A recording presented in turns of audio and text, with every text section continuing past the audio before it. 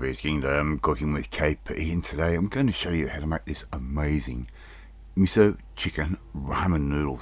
Really easy to do, very quick. Well, let's just get on with that. Okay, first thing I've got is a bowl, and I'm going to add in 2 tablespoons worth of white miso, or shiro miso. I'm going to add in 3 tablespoons worth of soy sauce, right, a good quality one. Okay, that can go straight in. I'm also going to add in 3 tablespoons worth of sake. Okay, just buy that straight off the shelf from your local supermarket or an Asian grocer. Okay, and I'm going to add in about 2 tablespoons worth of rice wine vinegar. Alright, I'm going to use a whisk for this, and it's just going to make things all emulsify quite nicely. We don't want lumps of miso in our marinade slash sauce, so give all that a good whisky whisk, just like I'm doing right there, and we can get on with our next step. Just add about half a teaspoon's worth of sesame oil, and again give that a little whisky whisk, get all of those ingredients combined once again. Alright, pretty simple so far, and this dish is quite inexpensive to make. I've got 500 grams of chicken breast. I've had that in the freezer for a little bit just to sort of firm up. I'm going to cut this into nice little thin strips across the grain, just like that, and this will make it really nice and tender, and it will cook very quickly. So just work your way through the 500 grams worth of chicken breast, and you can do this dish any night of the week. It doesn't take very long at all to cook. Okay, alright, we've done all of our cutting with our chicken. Right, make sure it's all nice and even. Put all that straight into our bowl with our marinade slash sauce, and all we're going to do now is give all of that a really good stir. Get all that marinade over every piece of chicken that we possibly can. Right, and it will just really soak in to that chicken, especially since we cut it across the grain. Alright, I'm going to let that sit aside for about half an hour. I'm already prepping up my vegetables. I've got a nice big bunch of choy sum, and I've just sliced up the stalks and ripped off the leaves, because I'm going to cook these into different parts. And I've got about 150 grams there of some snow peas and 2 spring onions, which I've finely sliced. And here's a little tip: when you do your spring onions and your snow peas after you've topped and tailed them, put them in some water, put them in the refrigerator, and they'll stay really nice and firm. They won't go all limp and ugly, for a better word. Alright, I've got a little bit of oil in a wok. Just put a little piece of our choy sum in there to make sure we've got enough heat, and I'm going to cook the stalks off first, just very briefly, sort of around about 45 seconds worth of cooking. That's just to get the cooking process sort of started. A little bit of white pepper to taste. Give all of that a quick little stir fry. As I said, not for very long at all. We want these to retain a little bit of crunchiness to them, and if you don't want to have them a little bit cooked and you want them really crunchy, skip this step. Just put these in right at the end. Alright, as I said, I'm going to give these a little bit of a cook, right? And we're going to put those back aside into a bowl. I'm going to reserve those for later. Right, pretty simple so far.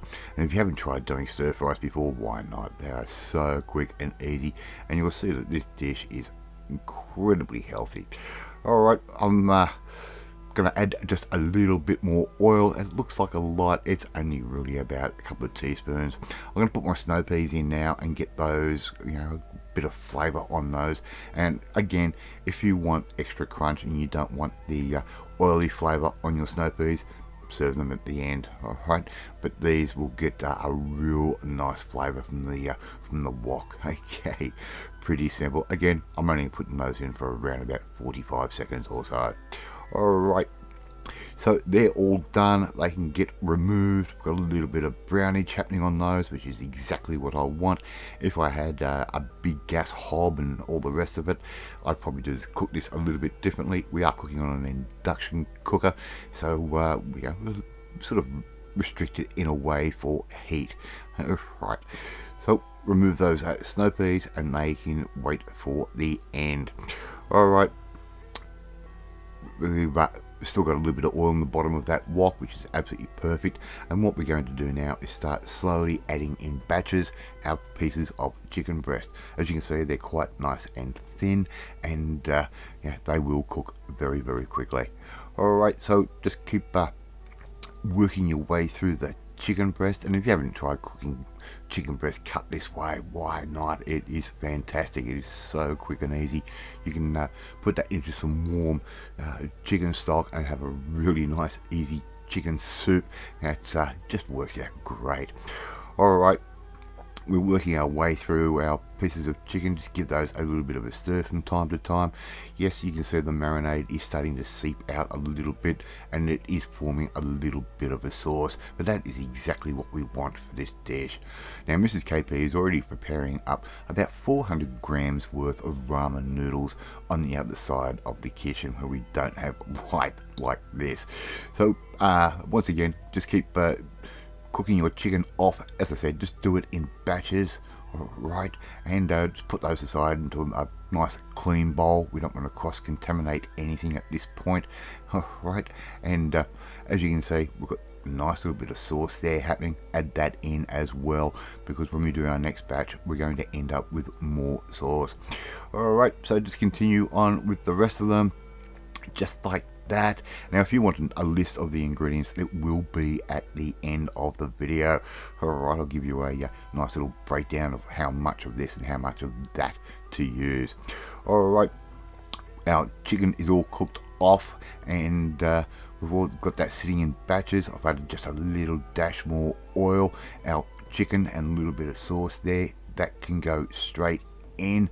Alright, we see we've got a nice bit of bubblage happening. I'm going to start adding in my choy sum. I'll put the stems in first. I'm going to put all that marinade slash sauce straight in on top, and we're going to cook this off really well. Make sure it all boils, because we do not want salmonella on this particular dish. Right, that marinade is contaminated, but as you can see, that is all starting to come to a boil quite quickly, and we want to boil that off, you know, for as long as we possibly can. It is actually probably going to reduce down a little bit. I'm going to add in my snow peas. Right, and look how vibrant they are looking. They are really nice and green. And I'm going to add in the tops of our choy sum. That can go in right at this point, and they will wilt down in absolute no time at all. Alright, keep stirring that through, keep working that mixture all together, right, just like that. And you can already see those leaves are starting to wilt down. They're starting to get a nice bit of colour on them as well. They're really starting to go really bright green. Right, we're pretty much ready to get serving with this particular dish. Alright, one more quick little bit of a stir. We've got just a nice amount of sauce there at the bottom. It's not a heavy dish, this one, and very nice and light, a little bit Japanese, sort of inspired, for a better word. Alright, let's get our noodles. Mrs. KP is going to put some noodles down onto a plate or a bowl. You can choose whichever you want. Alright, so we're going to probably put around about 200 grams worth of the noodles there. I'm going to start adding in our chicken and vegetables straight on top like that.